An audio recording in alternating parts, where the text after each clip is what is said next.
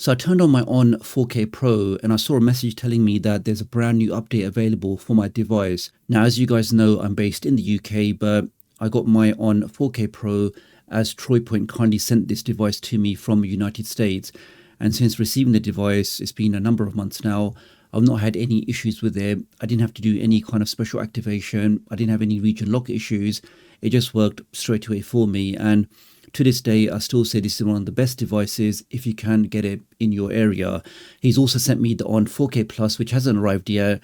So I'm definitely looking forward to checking out that device, which has a much better processor and really just has some great specs. Now, in the meantime, I've actually purchased this device myself, the Xiaomi Mi Box 3rd generation, which has the same CPU as the on 4K Plus, but comes bundled with 32 gigs of storage. So we'll be opening this up very soon and going through the normal tests of, can you sideload applications? Can you install a custom launcher?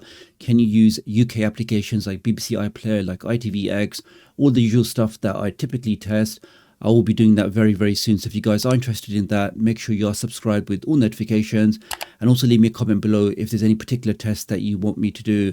I know somebody mentioned in the last video that they want to test doing very large high bitrate streams. So maybe streaming a movie, 40, 50, 60 gig in size.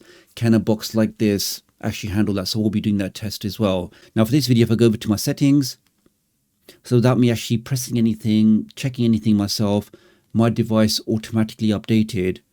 Now if I go down into system, go over to about, and we can see now if I go to system update, it does a quick check. But as of today, which is 4th of June, my device is now already running the latest update. If I go back, go down into my Android TV version, and we can see we're now running Android TV version 14. So pretty seamless update, didn't have any issues, and my device is now running that version. We can see that the patch level is from April the 1st, 2025, which is fairly recent. And we can see some other information here.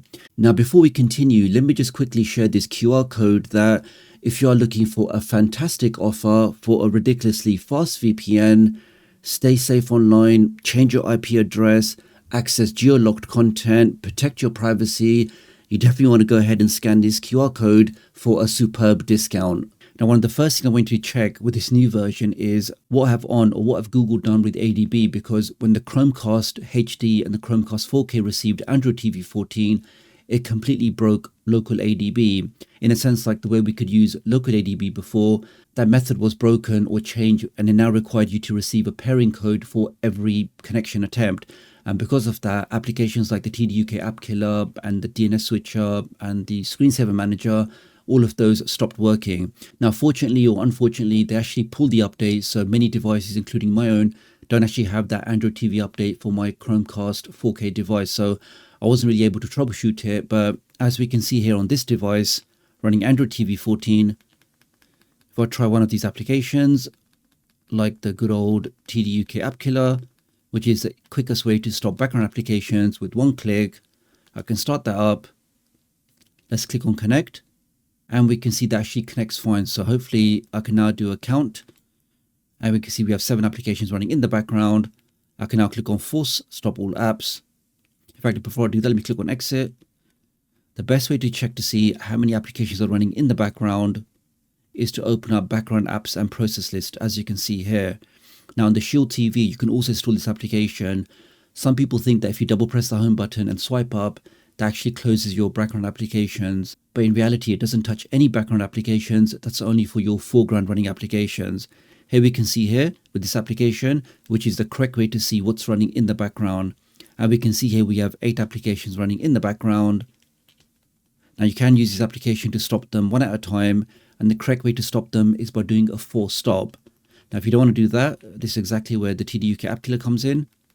Let's go back to that now. We can make a connection. I can now do a count. Tells me the 8 applications are running in the background. As we saw the other application, the background apps and process list, they do match up. I can now click on force stop. Tells me that 7 applications have killed, because it's not going to kill itself, but it has stopped 7 of those other applications. And again, the quickest way we can confirm that, let's go to exit. Let's go back to background apps and process list.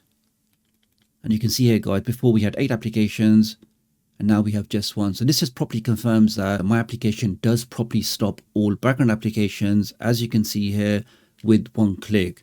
The only other way to do that is by doing it manually one at a time, if you're happy to do that. Okay, let's go back. That's working fine. Okay, so ADB is not broken with Android TV 14. Let's try custom launchers. And we can see on my device, I can press one button, 3, 2, 1, and we are instantly taken to a custom launcher. So custom launcher is working absolutely fine on Android TV 14. Let's go back and we can see some of the other options, like for example, match content frame rate works absolutely fine.